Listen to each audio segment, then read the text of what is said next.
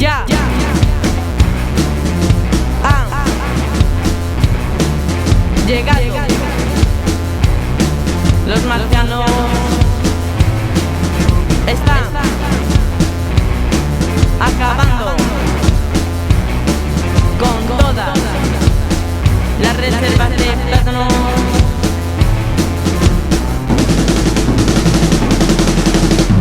Ya han descubierto dónde están las plantaciones importantes y se han puesto a invadir el archipiélago al instante. Se han adueñado de las Palmas, Lanzarote y La Gomera, Fuerteventura, Hierro y Tenerife y todas sus palmeras.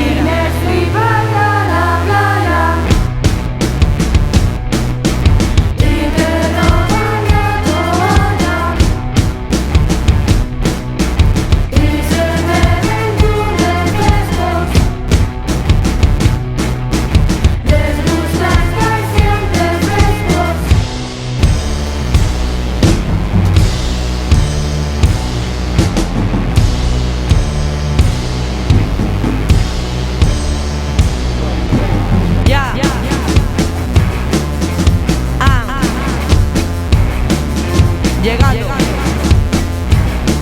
los marcianos. Están